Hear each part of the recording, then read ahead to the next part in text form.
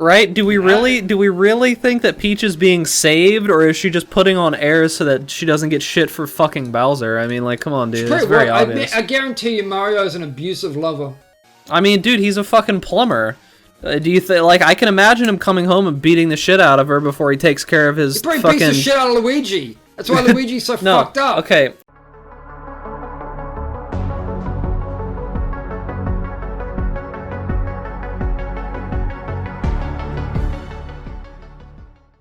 Hello, and welcome to the Two Step Podcast, End of the Year edition. I'm Bag, and joining me as always is Mag. Hello. And today, we're going to talk some trash about 2019. What did you think about 2019, Mag? Shit. Everything about it was shit. Everything about it was shit, huh? Fuck it. In 2019, stream's over. Fuck it. Alright, yep. Thanks for listening, watching to the Two Step Podcast. We're done. Is he back yet? I think he actually walked out of the room. I'm not looking. No, it's alright. It's fine. Yeah, so 2019, an uneventful year. Yeah. Not a ton happened. There were more announcements this year than there were actual things that happened. Also, Punch-Out, of course. Don't you like? I wanna. Hey, guys. In 1 month, I'm gonna announce something that's really good. That's what I like. That's the best kind of announcement. When somebody announces that they're gonna announce something, and then when they finally announce it, they just announce the announcement. Dude, you don't like announcements of announcements? That's like my favorite thing. Oh yeah, man. Let's get recursive with those announcements. Absolutely. My dog is just like casually barking every 3 or 4 seconds. There's nothing wrong with him. He doesn't need anything. He's just barking for no reason at 9:30 at night. No, he's fine. There's nothing wrong with him. Yep, so you might just hear yup, just constantly. Maybe he's just agreeing with you. Yeah, dude, he's like, fuck 2019, dude. Those games sucked. I hated playing them. Yep. No dual pause support. Shit. Anyways, so going back a little bit and reminiscing on some of the things that happened in 2019. So what happened in 2019? News-wise, I mean, there was actually a decent amount of stuff happened, and most of it was negative. Like, not gonna lie, it wasn't really like the happiest things. I mean, tons of people got fucking laid off from gaming companies. Yeah, my dog's very upset about that. But tons of people got laid off from gaming companies. Like, a bunch of studios closed or got bought out. I mean, we got announcements for a couple of things, but, I mean, Stadia came out, and that was a train wreck. I mean, did we expect anything different, though? I honestly didn't expect Stadia to be like... You and I didn't, right? I went in to Stadia with, like, the worst possible expectations. And when those expectations were completely verified, why would I be? I don't care. I'm not happy about that. But well, that's the thing. Is like, I went into Stadia with almost no expectations whatsoever, and I was still let down. Like, I was actually let down with how bad it was, and I had almost no expectations. Yo, what's up, Dawes? But yeah, it's just like zero expectations. Can't be let down with that. Yeah, that's the impressive thing though. Zero expectations and still let down.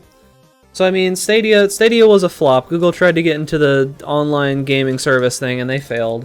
Honestly, I feel like Google just needs to stop trying to get into shit. They need to stop waving their big fucking technological dick in people's faces. It's just starting to get old, you know? Like, I don't know. Pretty sure it was old 5 years ago, man. Yeah. Honestly. And, like, let's see, what else happened? We had the 2 new consoles are announced for next year, not this year. We had a big surge in... table. Yeah, the coffee table and the X-Wing. We had a bunch of okay games, a few good ones, and honestly, a lot of just mediocre garbage came out this year. A lot of very sad games came out this year, like Borderlands 3. Honestly, just, like... That's what 2019 felt like to me. It's just, it felt like a bunch of games... 2019 was epic game store drama in a nutshell.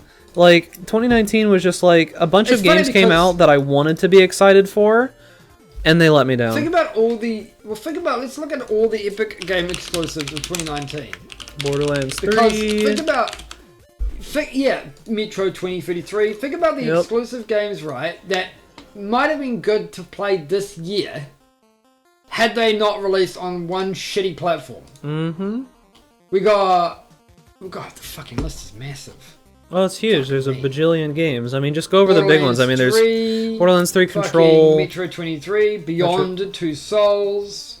I'm sorry, but The Division 2 is not an Epic Games Store exclusive, is it? Really? Oh yeah, technically it is, but it's also on Uplay, and the reality is that even if you bought The Division 2 on Steam, you'd have to play it through Uplay anyway. So I kind of just ignored that.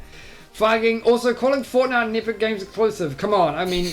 It's true. It's true, but it was made John by Wick Epic, Hex so was disappointing to me as well. Like, because John Wick Hex looked pretty good. I don't know why it's a John Wick game whatsoever, but it looked fun. I'm not playing it because fuck that. I'm just not a big fan of that style of games. It's like I played XCOM once. I think I know everything that I need to know. You know, I want to play Outer Wilds. Outer Wilds is apparently a fucking amazing game. It's only on Epic. Yay. Oh, not to be confused with The Outer Worlds, which is also an Epic exclusive, but it's also on Microsoft Game Pass, which is worth getting for it. So whatever. Yeah. But, like, Outer Wilds is apparently great. Haven't played it because Epic exclusive. It's interesting that games as a service is moving into that new model because most places are doing it now, right? Like most of the non-large companies. It's interesting, right? Because you pay $15 and you just get access to all these games. Because, like, I don't know about you, Mag, but I don't play games for a super long time. Speaking of which, I need to cancel a couple of those things. And I agree, yeah, and 100% I agree with both Dwas and Star in chat here. Epic stole the only games I was excited for, yep, and I would have played Metro. 100% would have played Metro 2033. Yeah. I mean, I'll probably play it on Steam, but it's like, that's next year. Like, what the fuck? Who wants to watch it next year, you know? Oh, it's stupid. There's some games that are, like, actually alright, interesting, but they're, like Shenmue 3. I'm glad that game's on Epic because it's shit. Fuck that game. Let's see. Untitled Goose Game, Epic exclusive. Because why though? Like, I mean, I know why, because I got paid a fuckload of money. Still an Epic exclusive. Wolf Among Us 2, by the way. Dude, Epic I had to play Goose Game, dude. I mean, like, it called to me. I had to do it, you know? Can you blame me? Yes. Can you though? I mean, who else am I going to blame? I'm still going to blame you. And never yourself. I'm not saying it's not justified. I'm just saying I blame you. So yeah, I mean, a bunch of stuff happened, right? It's Bag's fault. Absolutely. Epic is Bag's fault. Epic is Bag's fault. Electronic Arts is Bag's fault. Anthem and Fallout 76 completely Bag's fault. Oh yeah, fucking BigDucks. Fallout 76. Yeah, dude, there's so much disappointing That shit came out last happened. year, right? But it kept making mistakes this year. Like, that's the game that keeps on giving, right? Like, every fucking year. We also lost Reggie Films Anime, dude. We lost him. Yeah, I know. What anime is he going to film now? I don't know, dude. Because we lost him. He was replaced with fucking Bowser, dude. It feels bad, man. Yeah, I mean, Nintendo's just gone to shit now. Like, the evil guy won. What's the point? I mean, was there ever a question whether or not Bowser was winning? I mean, Peach was literally just running away from him and fucking going to Bowser every single time. Do we really? Bowser is the real winner. Right? Do we really think that Peach is being saved, or is she just putting on airs so that she doesn't get shit for fucking Bowser? I mean, like, come on, dude. It's very obvious. I guarantee you Mario's an abusive lover. I mean, dude, he's a fucking plumber. Do you think, like, I can imagine him coming home and beating the shit out of her before he takes care of his he probably beats the shit out of Luigi. That's why Luigi's so fucked up. Okay, here's the headcanon for Mario and Luigi. Luigi is Mario's brother, right? And he's got fucking terminal brain cancer. And he's just completely fucking like inept and can't do anything. And Mario just comes home from work after dealing with being a plumber and comes home and has to take care of his fucking dying brother. And Peach is his battered housewife. Let's see what Drexel said here. Anthem is a good game to be honest. Diablo 3 situation where it just has crappy support and technically it has issues. It's not a 2018 game. And see, I don't care. the thing about it is, like, Anthem seemed like a cool idea, and it seemed like the base implementation was well and everything. Absolutely. But like you said, it's just like they just gave up on it pretty much completely, and nothing happened, and they just decided, fuck it. It's kind of funny because the Division 2 and the Division 2, for instance, is kind of like that as well. So the Division 2 started off. I wasn't convinced of buying the Division 2 when it came out because I played the Division, and the Division had a really, really rocky start. Right, really rocky. But after about a year of updates, the Division, the original game, was amazing. Really, really good game. Same like with Destiny, right? Division 2, so I waited like half a year for the Division 2, and when I did get it, it still had problems. Still had massive problems. They're fixing those problems. They have started fixing those problems really quickly, right?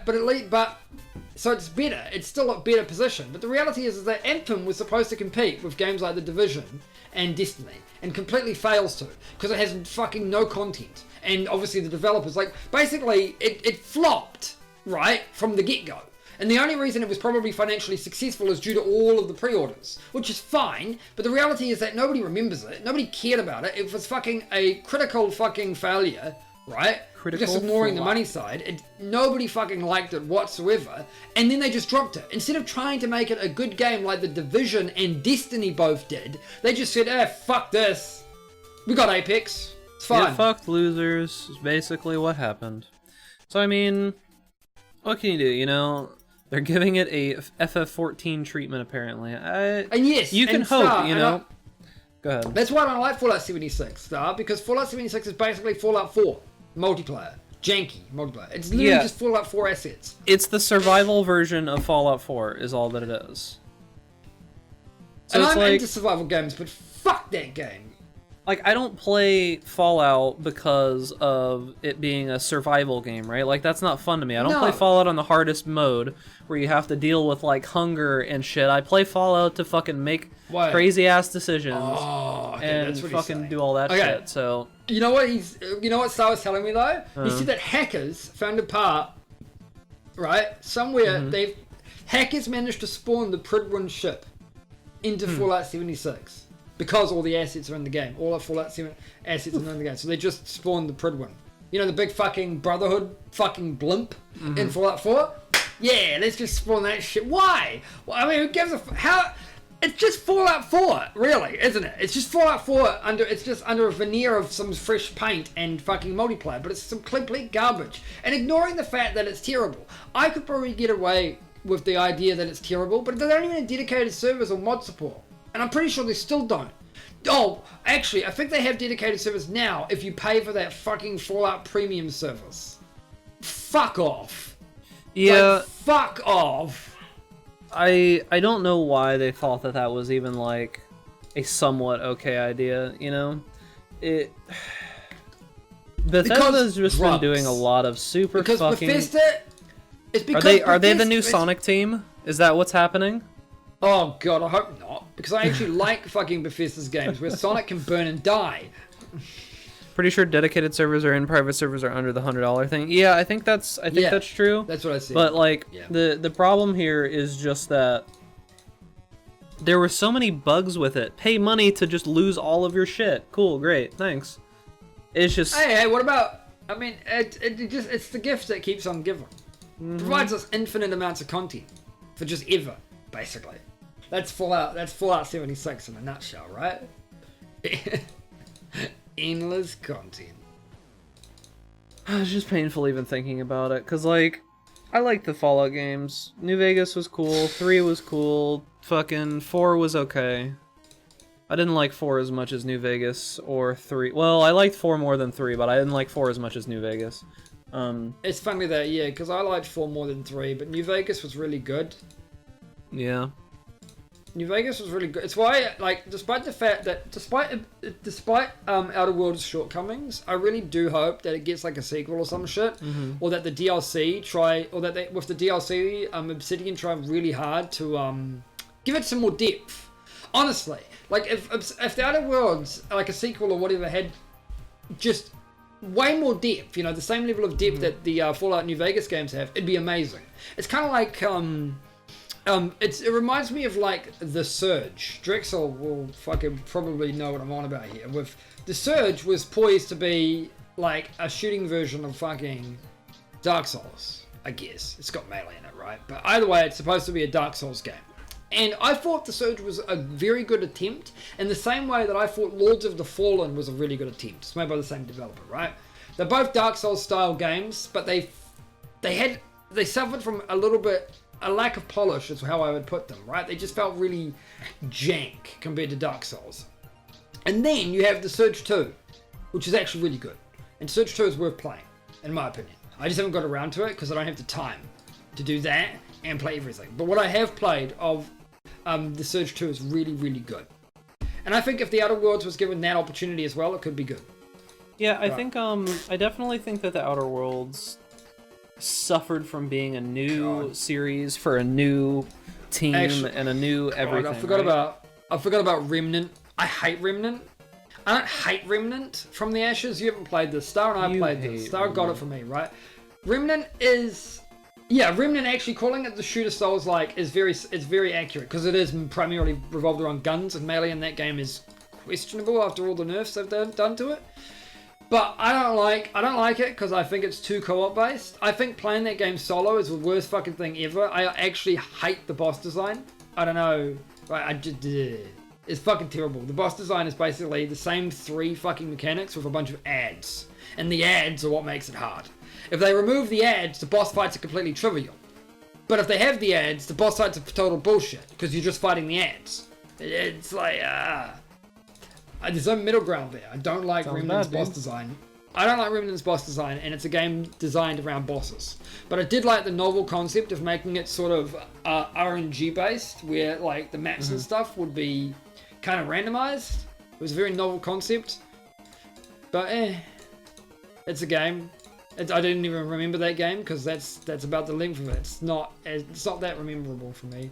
Yeah. Also, the final boss, was the biggest fucking cocksucker after the DPS nerfs. They nerfed the shit out of the damage, and they also buffed the boss, and he became such a bitch if you didn't cheese it. Dude, I'm already about to die. I'm like, I got forced into going against one of the elites, and he just fucked me. But anyways, I got 15 health, it's fine, I'm doing alright. You want to know something interesting, Mag? I think I might have realized why we never get quality options on podcast night, but we do every other night, right? Because there's nothing special about Mondays, right? Like, there's nothing special about Mondays. It's not busy. You know what it is? It's based off the percentage of viewers that you have in the category that you're in. This is the only night that we stream in the podcasts and talk shows category. Yeah, which will have, how many people? Lots of people, I guess. The thing about it is that it's not that it has a lot of people, it's that it has a wide variety of people with a good amount of views. It's not like there's like 1,000 people streaming and half of them have 0. It actually has like a decent amount of people streaming that all have like 10, 20, 30 kind of views, that. You know? Yeah. Anywhere between 20 and 40 views basically at the higher end. Mm-hmm. Yeah, so that's why we're not getting that's why we're not getting quality options. You get quality options because I get quality options because I play all the games that nobody plays ever. But yeah, like, at the time I play them at least. Nobody plays. Not much to do. Mag really sucks against that boss. Talking. He's just giving me shit. I'm ignoring it. He's just throwing shade. Fuck you. What else are we gonna talk about? Anyways, moving on about some things that happened in 2019. So I feel like 2019 was the year of battle royales losing their way a little bit, right? So the hype kind of died a bit for them. What's it called? What's that? That's surprising. What's the game that came out that was supposed to have killed Fortnite? Apex. Apex Legends. I honestly think that Apex is a pretty good game. I like it a lot more than Fortnite. I think Apex. Yes, no, I agree, but that's because like. So it's funny because Fortnite is a game that I would probably actually enjoy if it didn't have building mechanics. I don't care for the cartoon graphical style, all that shit. I don't really care about it, but But the actual gameplay I don't really have a problem with. I don't really care for battle royales. I am an arena shooter kind of guy because I'm a classic gamer, right? I'm a fucking boomer in terms of gaming, right? Basically, I play all the retro shooters. I liked fucking arena shooters, like fucking Halo, right? Unreal Tournament, Crike. Those are my jams. So I don't care for battle royale, but Apex was good. It's really, really solid. As long as you have 3 people to play with, it's really good. But they never fucking capitalized on it. They made a battle pass, which was fucking terrible, and that was about it. Yeah, they have been doing a decent amount with it, thankfully. So it's not like they've just completely given up on it. I think they may have what's the word I'm looking for? I don't know. They just kind of dropped the ball a bit early on. Oh, dude, I got also features a gay Samoan. I got thorns, so now I can just literally be a fucking tank build. Oh man. Anyways, I do like Apex's selection of characters. So I think that Star brings up a good point here too. So they had a lot of different characters with their own designs, and then they got greedy. Yeah, that's basically it. The battle pass was just pure, unadulterated, unfiltered Electronic Arts greed. Yeah, I think that because for me, I really dislike. Oh God, I really dislike. I might actually die here. Also, the skins were really shit in that game. They were really just recolors of basic guns. They didn't look good. Like you might not like Fortnite's fucking color scheme or graph aesthetic, right? But Fortnite has a ton of customization. Like a fuckload of customization. All the guns look different. All the skins look different. Apex didn't have shit. So what I was gonna say, right, is that I dislike Fortnite as a game, and I think that suffers from the fact that it wasn't meant to be a battle royale game, right? Yes. Fortnite was meant to be like a fucking zombie survival fucking. You wouldn't have liked it anyway. Yeah, it's not something I would have liked, but the problem is just that probably it kind of got morphed into it, and it has the build mechanic. I think that the build mechanic is very, very poor, right? Like I really dislike that mechanic just in general. Apex is more of a shoot and get things for it. So yeah, which is much more enjoyable. Yeah, for me at least. Like some people like the building thing, but with how much that they've changed the way that the game works, just fundamentally, it's one of those things, right? Like it's good and bad for the game simultaneously, because if you change something so fundamentally that all of your popular streamers are like, dude, fuck this game. But if you don't change anything whatsoever, I know I bring up League a lot, but this is just because I understand League at a little bit higher level than most of the other games, right? So if you change the game none, people are going to get upset, and what's going to happen is basically what's happened with Overwatch, right? The game is so just dumbed down and just dead. Nothing changes ever. And the meta has stayed the same for what? Years now? I mean, has anything changed? They literally added a new hero that made the same meta stronger. So it's like, it's funny because they had the whole role block, and it's great, right? Forced role stuff is great, but it didn't fix the fundamental balance issues that the game actually has. The game is just not fast. It's funny because it's so turtle heavy. That's the whole problem. Playing the game as it's meant to be played is really, really. I'm gonna die like to shit. But playing the game as it's meant to be played is terrible. But playing the game with all the fucking arena, like going into the custom game modes and stuff, is the best way of playing Overwatch nowadays. Yeah, because like it's more interesting. So League of Legends, what they did a while ago, right, is they realized that their game was heavily stagnating, and what the problem was is that attack damage carries, which are always in the bottom lane, were just too strong and they were just too simple, right? Like it felt like the game where like I don't know how it is in Dota, but I think they moved more towards what Dota does, where every role, it didn't feel like a hero was specifically just stuck in one spot in the map, right? So they made it so that instead of bot lane always being a support and an AD carry, now the support can be a damage dealer, the support can be like a tank, the support can be a normal support, and the AD carry, instead of being an AD carry, can be a mage, it can be a tank, it can be a fucking melee champion like Yasuo, it can be a normal AD carry. All of these things are available now, right? And it opens up the game quite a bit, whereas like top lane and mid lane always had a lot of shit going on. But what it did is it made it so that the game wasn't so stagnant anymore. It made it so that there were changes to the game, things were like, you know, created, and it wasn't so radically different that people were getting upset with it, you know? Yeah. And then Star brought up something good, is that you also don't want some of those champions going outside of their role, which is why they absolutely murdered Pyke's AoE clear. I agree with that, and I think that's one of the best things that Riot does, is they actively do try to make small changes. Because years ago, they used to just make fucking giant blanket changes like every other fucking company does. Where they're just like, oh, well, this thing is bad, Blizzard. This thing is fucking too good. Let's just absolutely fucking destroy the class. Absolutely make it worthless, fucking terrible. We'll buff them next expansion, don't worry. That's what Path of Exile does. Ugh. No, GGG. I don't think that PoE is as bad. I think that people overstep that a lot because, like... I don't think PoE is... I don't think PSB is as bad purely because of the way the game's played. It's bad in WoW because leveling up a fucking new character, like having your entire character, like you're leveling up 100 levels in World of Warcraft, and then having that entire character get completely shat all over, it's a really terrible feeling because it's not fucking trivial to just level up another character. It feels bad.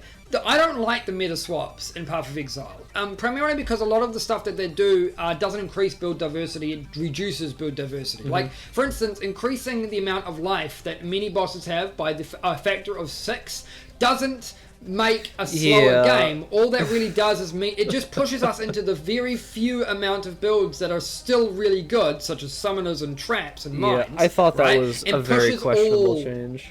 Yeah, and it pushes, so it just basically all changes like a meta shift does is make it so that the other options that you used to like are worse, and now there are fewer options that you have to do to feel like you were at the same power as you were before. The only reason Path of Exile feels a little better than WoW is because, again, you can always, it only takes you what? An experienced player can do fucking all 10x in 5 hours or less. So, on a good character. On a good, good character. So it's one of those things. Like, all right, Star saying a lot. Let me look at here. Also means I can play things like Swain, where I'm the AP Bruise in the bot lane. Yeah, so you can kind of choose to what you want to play at any given time. But back to the thing between like WoW and PoE. Fundamental game design kind of allows PoE to have a little bit more room there, like you're saying, where it's like, well, I mean, even if something is bad, it's not so bad that you can't complete the entire game with it, right? Like, things got nerfed, but those nerfed things are still good enough that you can completely kill everything in the game. It might just take you a little longer. It might just take you a little bit more gear. It's just, you can out-level it. You can out-gear it, right?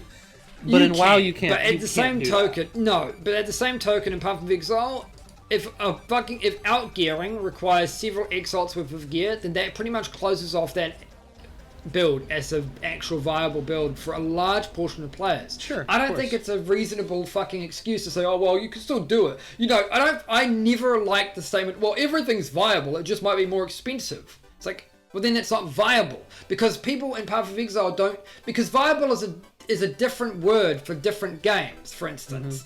In World of Warcraft, for example, what is viable is pretty much everything. Every build in the game is technically viable because on the basis that even though shamans get completely fucking ass-fucked by Blizzard in every single patch and every single expansion throughout the entire fucking game's history, they're technically still viable because the average player could complete a fucking mythic raid with a shaman, enhancement shaman for instance, in the fucking thing.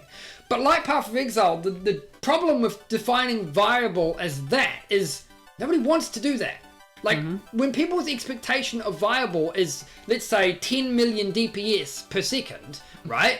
Going from that to, like, a fraction of that, while still, or rather, going from that to the same DPS but costing, like, 10 times more, it's still viable, but it's not. Why would I want to do it? It doesn't feel as good.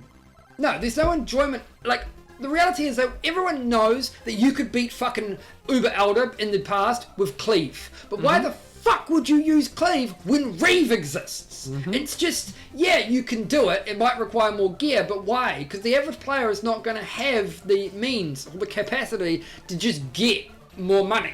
and then make their shitty skill viable. So therefore, it's not viable, is it? That's the meme about shamans, right? Is that resto shamans always get brought, but no other shamans go. And the thing about resto shamans is they're good early in the expansion and they suck later. But and the worst part about shamans is they're fun to play. Like all the specs, in my opinion, one are of the most fun to play. Classes in the game. They get punted. They get the fun tax. The problem, right? Getting back to what I was saying, is that like in World of Warcraft, this hard cyclical balancing that they do just completely invalidates people, and I think it's one of the biggest things that they really need to tackle moving forward, or the game is legitimately not going to do as well. Like, I don't think they do. I don't think they care either. I think that Blizzard actually wants WoW to die at this point, so they can just move stuff into other areas. So it's just so they can, they just don't want to kill it off while it's still technically profitable. Yeah, it's like they need to have somebody. They need to have an actual excuse to dump it for things I feel like it's not acceptable in this day and age, right? There's so many other choices, and people are demonstrating that they just don't care about WoW enough that they will move on. Like, yeah, I mean, the days of the MMO have not been around. Like, the reality is that, and it's funny because MMOs as a thing have kind of gone out of favor, regardless, right? And the reality is that if you were going to be a new player, it's, in my opinion, if you were somebody who was really interested in MMOs nowadays, you were trying to get into the MMO thing, traditional MMOs, well, my suggestion to you is either don't or play Final fucking Fantasy. Yeah, I mean, that's basically your choices. Dude. And if you actually hate yourself, you can play Black Desert. Supposedly the second Black Desert that's coming out is pretty good. See, Elder Scrolls Online is also good and relatively popular as well if you like that kind of thing. But I just don't care about the whole. I don't think I give a shit about the MMO structure. If you anymore. hate good storytelling, you can play FF14. Yeah, I don't know enough about it to have like an opinion there. See, but, I don't know. I like so here's the thing. I like FF14 storytelling though. The problem I have with FF14 in the first, before you get to the first expansion, is that a lot of the fucking unskippable. Like, what did they ever fix the fucking unskippable fucking boss fight for like the fucking last fucking story mission? Was that ever solved? Or did they just decide, no, we're just not going to do it in the future? Because I know they don't do it in the future, but when the game came out, one of the last story quests when you do a boss was unskippable. The worst part about it is that there's a lot of dungeons that you'll do while leveling up, and the dungeons have skippable. Change. Yeah, one of the things, for instance, while leveling up in Final Fantasy, you'll be tasked to do a dungeon to cap the story off, right? Like, kind of like a WoW. And it's really cool, those are cool, but everything is skippable. So what will usually happen is you'll be in the middle of the dungeon watching the cutscene, and by the time you finish the cutscene, everyone's killed everything. Which is not... Doesn't feel good. Doesn't feel good, no. It really, but at the same token, I wouldn't want unskippable cutscenes either, because that screws over people just doing it to farm. Like, there's not a good solution there. Well, the solution is don't fucking tie your major story events to a fucking boss in a fucking dungeon that you need 5 other people for. Come on. I just think that like the solution.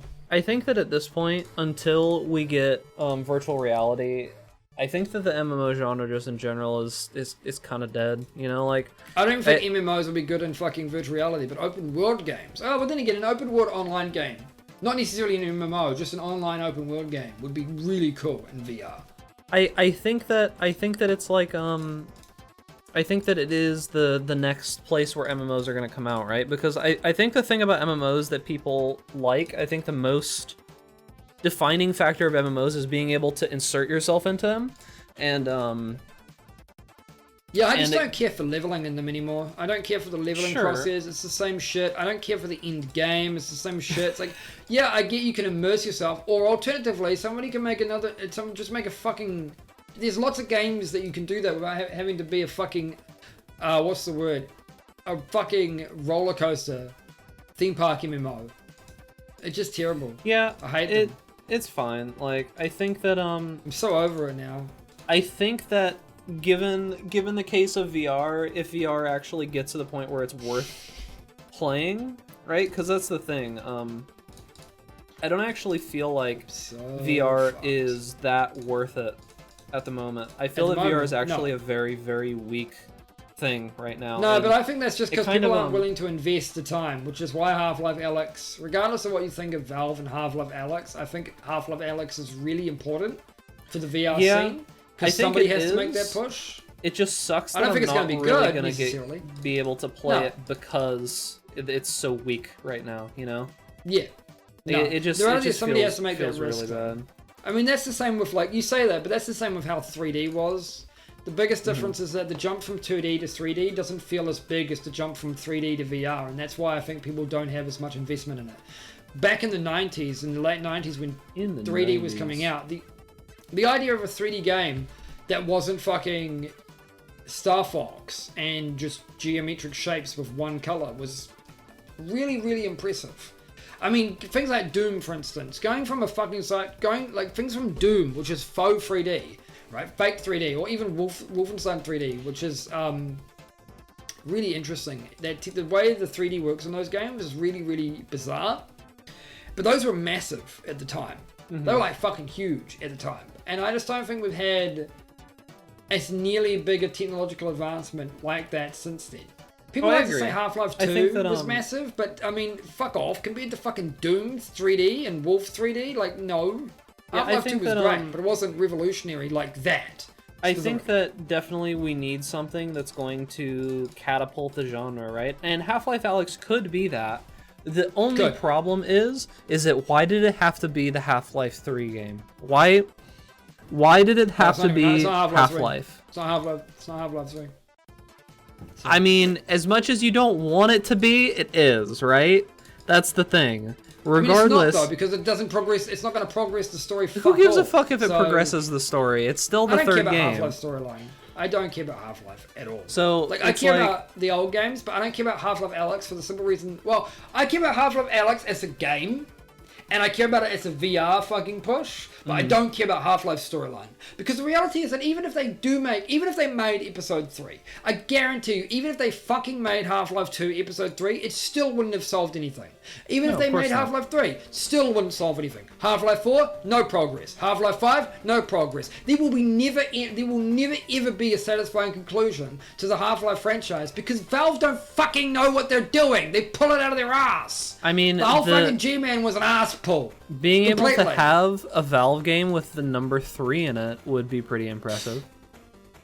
I mean, not gonna lie, dude. Yeah, man. Portal 3. Actually, you know what? The only fucking series that they had a satisfying ending to was Portal, and that happened over 2 games. Did Portal have a satisfying ending though? Did it? I mean, it's fine. Yeah, it's fine. You leave. She escapes onto the surface. It's fine.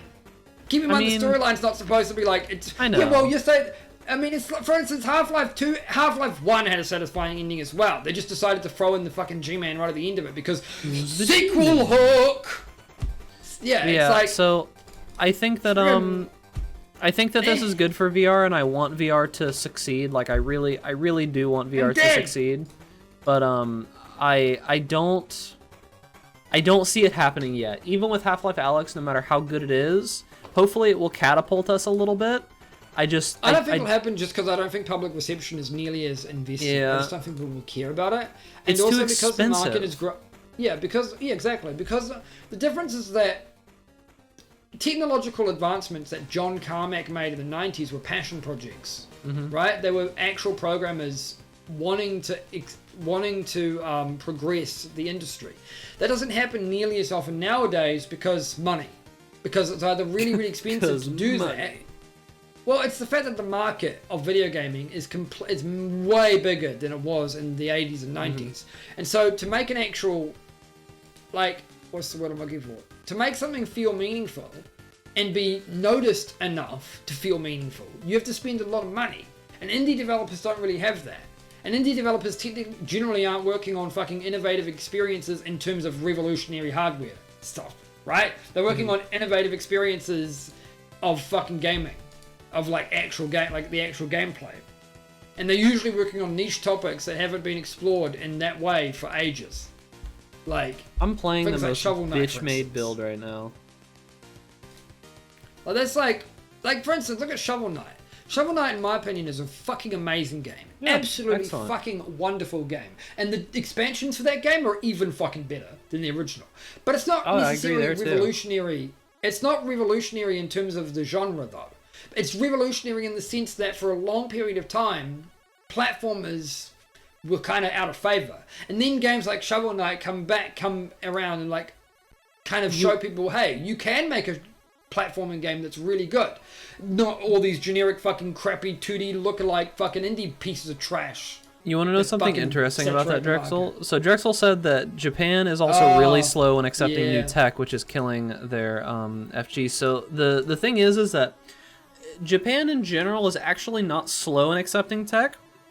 It's one area of tech that they're slow in accepting, and that's computers. So the weird thing about Japan is that computer gaming is actually almost completely non-existent.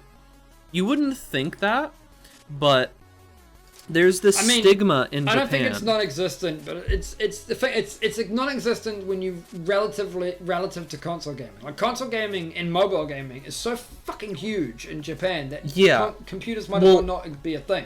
Well, I think that honestly though, like I know you said that, but I actually fully disagree. Computer gaming, there's actually so few people playing League in Japan that they almost don't even care to host a server there anymore. They've actually been thinking about closing it because there's so few people playing. Why would they host a server there when they could just host it in China, you know, because they are literally owned by a Chinese company. Sounds like it would be cheaper. So the way that it works is that there's this stigma in Japan where for years computer games, when someone says computer game, the only thing they think of in Japan is they think of ROG games. That's what's considered a computer game in Japan. Yeah. So there's this like stigma that they're basically just like fucking. Japanese people are stupid. You can quote me on that. Well, there's a stigma around sex in general in Japan. That's why the birth rate is so fucking super low. So there's a fucking weird shit about Japan, right? Japan have stigmas about fucking sex. They're fucking massive workaholics, and then they go and make fucking fat dude fucking anime porn. Mm-hmm. With fucking tiny little black bars as their censor, where you can still see clearly everything. But hey, censorship. Yeah. Because their fucking laws are fucking ass backwards. They're actually thinking of removing the censorship laws, by the way. And then yet, technologically, and things like hardware and stuff, they're fucking great. They're like amazing. They make massive strides in that shit. Yeah, because I mean, Samsung's a Japanese company, so I mean, like, the reality is, this is what happens. This is what happens, right? People go, why is Japan so weird? I'm like, well, you'd be fucking weird too if you were on a fucking island in the middle of fucking nowhere and you basically just shut yourself off from basically everyone. The only reason New Zealand isn't that weird is because fucking the British fucking Empire invaded the shit out of us. Well, you also didn't get hit with nuclear bombs. That's the other reason. I mean, they were weird before then, though. That's not a fucking excuse. I don't. So there's been a lot of research done into that. You think that bombs have caused radiation in the brain that's made Japan fucking entire cultural change? It's just really? just that they lost so many of the older generation when that happened. That most of the new generation is what moved of that generation were kind of they were just like forced into this weird situation. There's a documentary about it somewhere, but I mean, it's not gonna be on everything. I'm not gonna watch them. But yeah, so it's like I can see your point though. It's just Japan is just very behind in computer gaming, like massively behind in computer gaming, and I don't know that it's gonna like catch up at any point, right? Like they haven't proven that they want to. Absolutely, it will when fucking console games basically become computer games, as they pretty much are. So what I think, right? I feel like that would be a thing. I honestly think that the next big push, and this is probably going to happen in 2 to 3 years, is going to be that augmented reality is going to be the new thing with phones, right? I think that augmented reality is the next big step. Once augmented reality becomes the thing, right? Because if you think about it now, and yes, we've talked about this multiple times on the previous podcast, you always have your phone with you, right? Anybody out there, I don't know who you are, I can guarantee with like 95% certainty if you are in a first or second world country, you have a smartphone. And if you're in a third world country right now, how the fuck are you watching this? It's funny that on a side note, the definition of first, second, and third world countries is completely fucking stupid and baseless almost at this point. But they're just social constructs, and they're usually based on economy more than anything, right? Because well, it's a list. You can't actually change from a third world to a second world to a first world country. It's just whatever countries were set in whatever positions during whatever war. No, I know. Yeah, that's the thing. Reality being, that's why we don't tend to use those terms officially, though. We use the terms developing country because you can stop being a developing country at some point. Yeah. So right. So the idea is it's a much better term. If you have a smartphone, you are using it every day. For most of your day, right? All I have is my Nokia brick from 1995. So, like, I probably use my phone at least an hour or two a day at minimum, right? Like, I actually think that I use my phone a lot less than a lot of people. I don't use my phone that much because I work a lot on the computer and I do a whole bunch of other stuff in general. But this is already a part of you. We're already almost cyborgs, right? Because think about it. How attached are you to this thing? If you don't have your phone, do you feel like you're missing something? Like, say that you go out to the store, right? And you don't have your phone. Don't you feel not complete?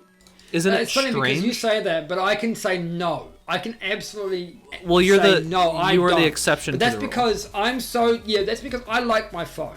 My phone is good. But I'm not as attached to my phone as many other people because I don't utilize social media as much as other people. I don't care about not even Twitter. that, okay? I don't care about Instagram. So I don't care none about of the social... the apps, the games, I'm not talking... Reddit, etc. Even on my phone.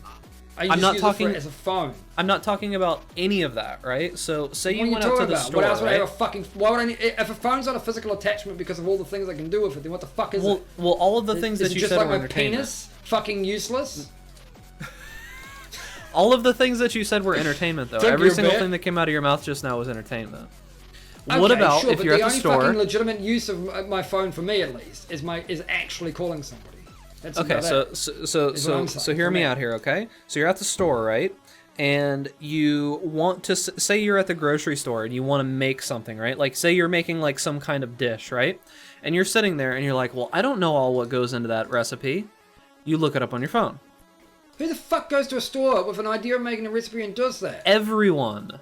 I know you are the exception to this rule, Mag, yes, but everyone does this. I'm going to the thing is that when I go to a store, I already know what I want, right? I already know that if I'm going to make something for dinner that night and it's going to be a recipe, I'm going to just go there to the store. You want to know why I do that? Because I'm fucking poor, okay? I don't have the money to fucking go to a store and go, fuck, I could buy this candy bar. Fuck, what recipe am I going to make in the fucking 3rd of fucking next month? Who the fuck does that? Nobody. Fucking rich, fucking uptight, fucking middle class people do that. The average person doesn't because they're poor. Don't you know? Everyone's poor now. So that's except for phones. Everyone has a $1,000 phone, which is probably why they're poor. Well, I actually don't think that that even if it's $1,000 phone, you pay $1,000 over like 3 years. I get your point though. There are some because I think Star brought up more fucking things, right? Things like checking your bank balance on your phone is the single most fucking useful thing that my phone does for me. Yeah. Okay. So then there you go, right? Fucking So Mag is not a part of this conversation because he's outside of the scope of normal human existence at this moment. Yeah. But well, what do you think the techno demons? Why do you think they're attracted to me? We are cyborgs at this point, right? We are physically attached to this. Right. So I go to the store. I want to know something. I look it up. Right? In development. So the way that it works here is that I'm connected to this. So the next step is going to be, instead of it being here that you have to look at it, you're going to either be wearing contacts, or you're going to be wearing glasses, or you're going to be wearing some kind of development where what you see in front of you, I can't wait for Google Glass 2 is going to be your reality is going to be augmented while you have them on. You'll be able to see screens in front of you, like a heads-up display almost, of all the information that you need. You'll have all of that, and this is probably coming within 5 years. Like it's not even a joke. I hate it. I hate it because I hate it for the reasons that people don't think about. Like, for instance, look at Google Glass, right? Google Glass was a technological fucking flop, primarily because it was just fucking useless and didn't do shit, right? Not because it was conceptually bad. The idea of wearing glasses that have augmented reality in front of your face and do all that stuff, that's fine. That's conceptually sound. Also, my music stopped. Mine did as well, but it should be fine. Anyway. Anyway, so it's fine, but the problem I have with it, see, I know nobody else has a problem with this. The average person doesn't give a fuck because the average person's a fucking moron, right? But true. And I'm not saying I'm above average. I just have a much bigger concern for this one thing, this one specific thing than the average person, and that's privacy. I don't want augmented reality on my face because I know what the fuck advertisers are going to do to that. You know what Facebook's going to do. They're already trying to do it with the Oculus VR. Why the fuck? I already have to wear glasses, right? And if I have to get bombarded, I get bombarded with enough fucking bullshit advertising just going into town in a small city, right? It's going to get worse. It's going to get so much worse. And nobody fucking cares. They all think it's good because, hey, if they're going to advertise to me, at least I'll advertise stuff I want. I'm like, okay, that's great. That makes yes, that's better. If they're going to advertise to you anyway, then yeah, I'd like targeted ads. How about no fucking ads, though? Why is that not an option? Why is it either you get ads that you want or you die? Why are those the two options? Fuck Google. Fuck Facebook. I'm sick of all this shit. I don't want augmented reality. I don't want to be bombarded with privacy bullshit. Leave me alone. Yeah, so... I fucking hate technology. Says the dude on a fucking computer. Yeah. Who's literally streaming live on the internet right now. It's like, okay, boomer. But anyways, let's move on a little bit. Let's talk about the video game awards before we run out of time, because I think this is like, I think this is masturbatory wank. I think this is indicative of 2019, because the video games that won, it's very shitty because most of the games that won came out towards the end of the year, right? I feel like this always happens. Is that the most recent games that are in people's minds? This literally, I don't understand. Why game of the years are really garbage because everyone just votes for the games that come out in the last 3 months because those are the games they've just played, so they remember them the most. I don't understand how Sekiro won Game of the Year, right? Like, it's a good game. I'm not going to say that it's not a good game. Yeah, but there's so much better. There's so many better games that come out this year.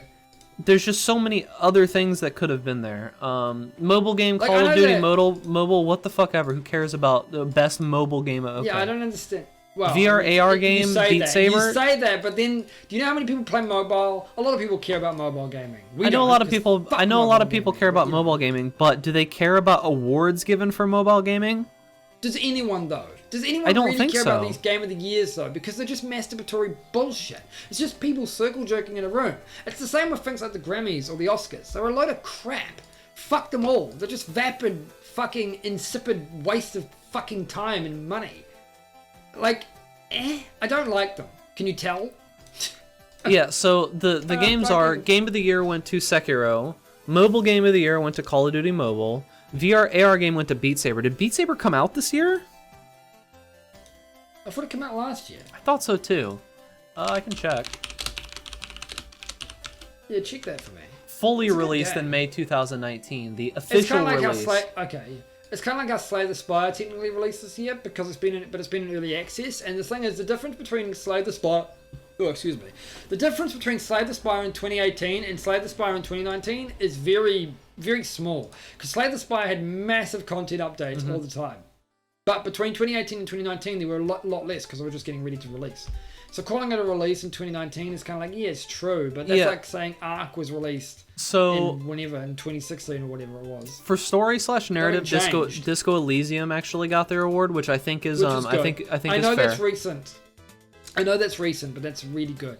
It's well deserved. Control got art direction, which I mean, I think that's it's fine. Actually, I think it's fine. I don't do you have know any other games that would beat that. Well, that's the thing, right? I don't think there's very much like off the top of my head that really beats it, but at the same time, I don't feel like art was the strong point of Control. You know, like, I mean, I don't know. You say that, but if it didn't have art, what did it have?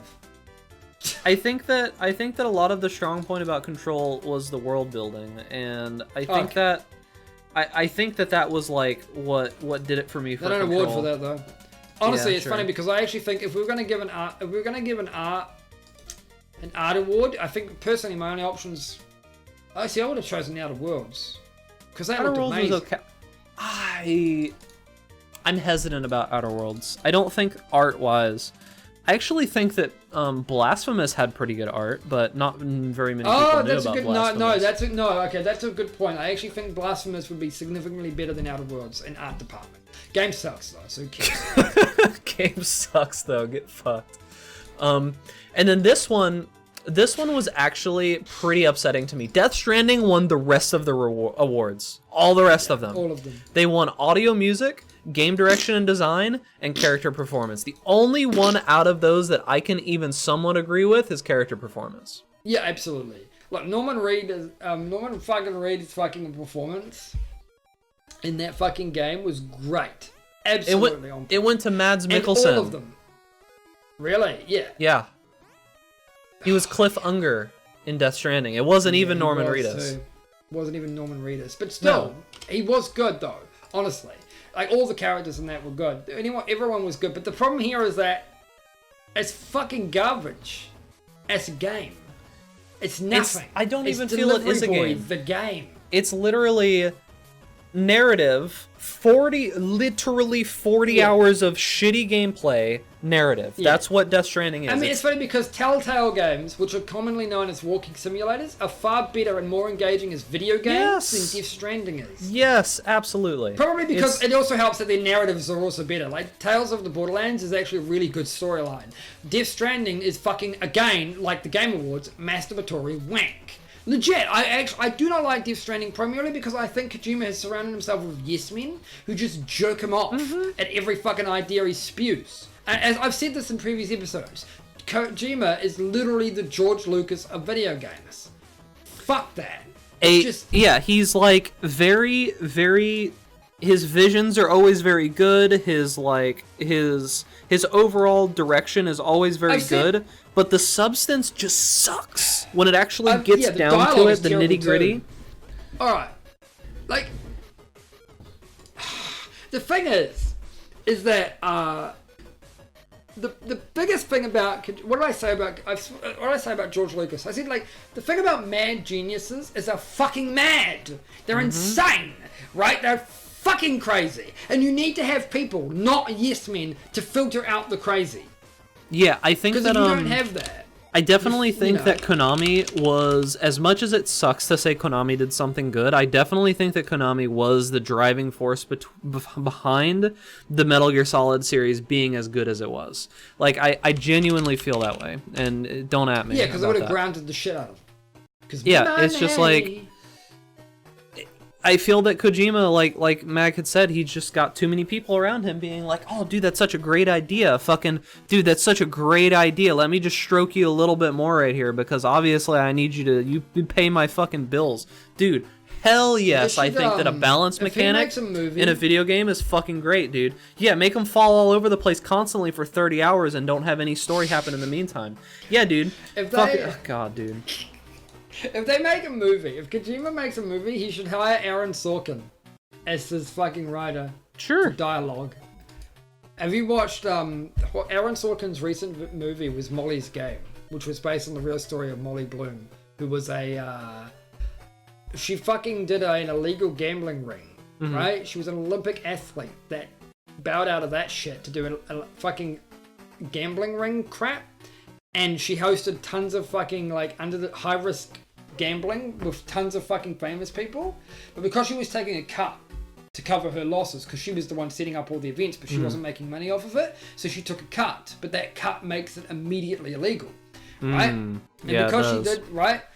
And so that was the biggest issue. The issue being, of course, is that gambling privately is illegal anyways, but it would have just been, wouldn't have been technically illegal for her. It would have been illegal with all the rich people and famous people that she was doing it. And these famous people were we're talking people like fucking Leonardo DiCaprio and stuff like that, right? Famous people were outlined in this book.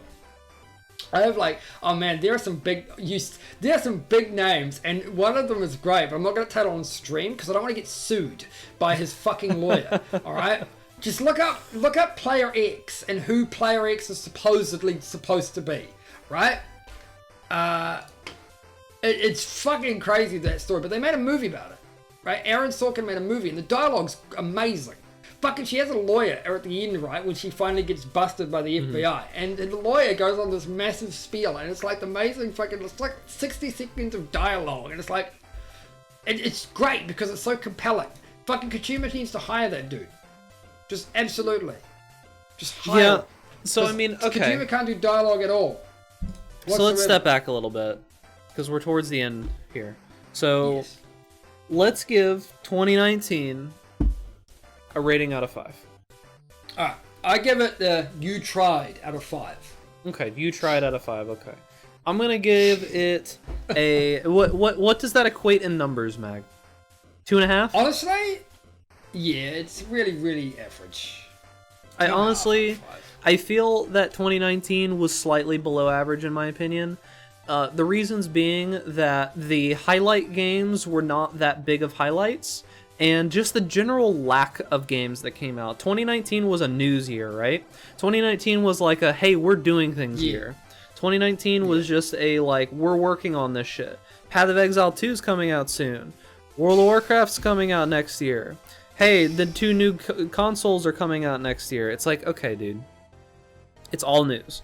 So 2020 is going to be one of those crazy years where a whole bunch of shit happens. Oh, yeah. When you compare it to, like, 2018 in gaming... Yeah, because we talked about this a little bit.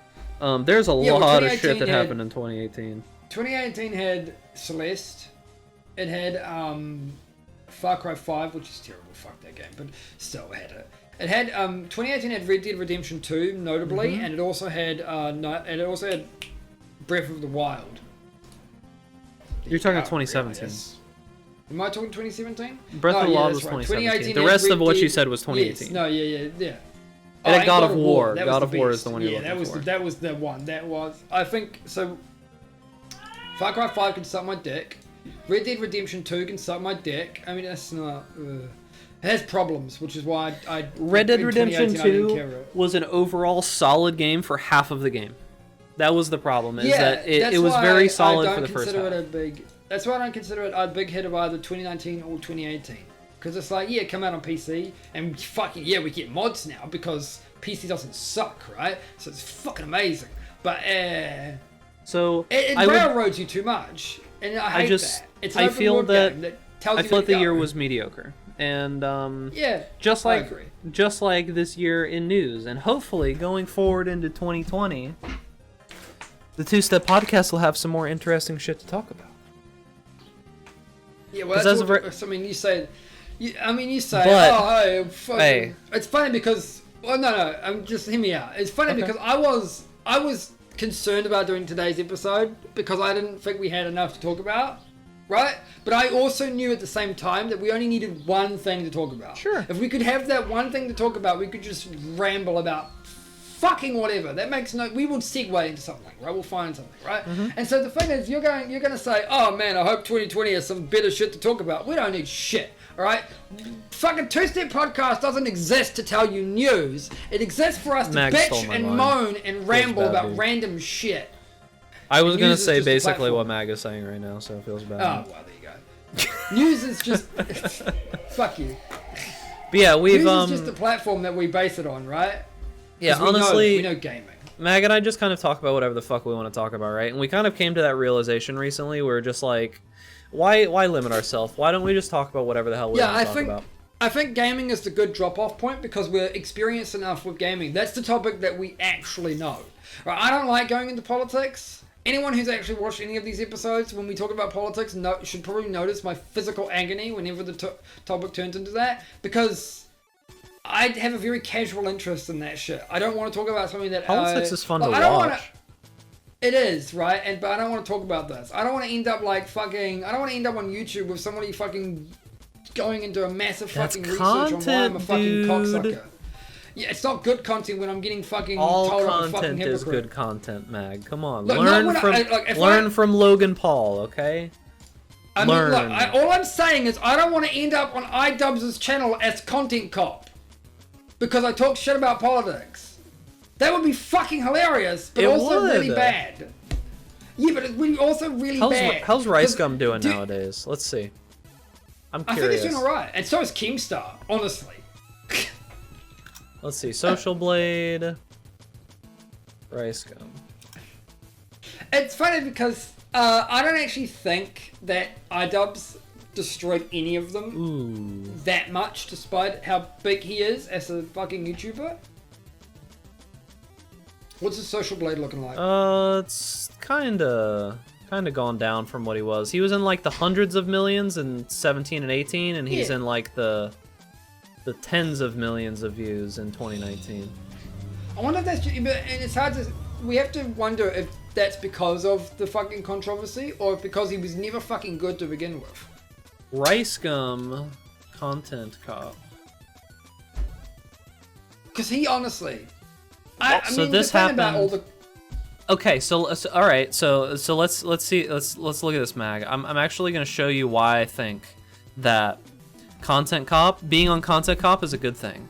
The highest that Rice Gum's following ever was, the most subscribers that he had, the most views that he had, was literally as the Content Cop went out.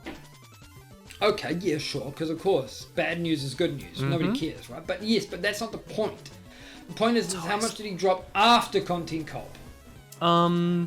A third, and then it just kind of went down from there. But I think that was because of a. Again, I don't necessarily think that's because of Content Cop, though. I just think it's just because he was a boring fucking. Yeah, I think that he was one of those people where there was so little substance to his videos. Because the thing about Keemstar is that Keemstar is legitimately a businessman, right? Like, yeah, he does a bunch of bullshit, but he's legitimate, right? Like, Keemstar knows what he's doing the same way that Logan Paul knows. He also took a better. Yeah. Way better. And it's funny too, because Keemstar's made some points I've agreed with, and I've always thought, man, if you agree with Keemstar on anything, something's gone wrong for the other dude. If you if you go and you watch the official podcast, Critical's podcast, the episode with Keemstar, it's actually enlightening to hear Keemstar talking as a normal person, right? Because you don't hear that very often. Because he's a very, very different person. He filters everything, right? Everything in the videos is 100% filtered. I know people will get this. People don't seem to get... Like, it's like when people fucking watch, like... you watch any YouTuber, right? And there are some YouTubers who have based themselves off their own personality, like me, right? But it's all hammed up. I don't think people will get how hammed the fuck up that shit is, honestly. Either way, the point being is I don't care about any of this, right? My fucking physical means of caring about this is so fucking low, right? All I was saying is I just don't give a fuck about talking about politics. Because I don't know shit about it, and I don't want to talk about it. On Content Cop, though, Mary. But anyways, guys. Yeah, of course I should be. Of course, if I was on Content Cop right now, I'd be instantly famous, because who the fuck cares about me? Yeah, right? So we're done for tonight. Have a good rest of your 2019. We will be back in 2020 with even more useless bullshit and garbage and trash, as is customary. That's gonna be it, guys. Tradition. Remember, join our Discord. We'll eventually put links to it on the thing. I mean, it's in the video. For the people watching the video, all the links and stuff. If you're watching this on YouTube, all the links are down below. You can remember to follow us on Twitter. I'm rTastix, and he is big_ducks. At Twitter. Interestingly, I was talking with Mag about this, but fucking Vinny Vinesauce actually responded to me on Twitter about some shit that I said. You're gonna fanboy about that now? I thought it was fucking funny, dude. Yeah, dude. Actually. I mean, it's not so much that it's funny. It's not so much that he responded to you. It's what he responded with, though. Yeah. He memed the fuck out of you. He memed the fuck out of me, That's what he did. Right? Like, legit. You should check that tweet out. It's fucking hilarious. He actually memed the fuck out of me. But anyways, that's it, guys. Have a good night. We'll catch you next week.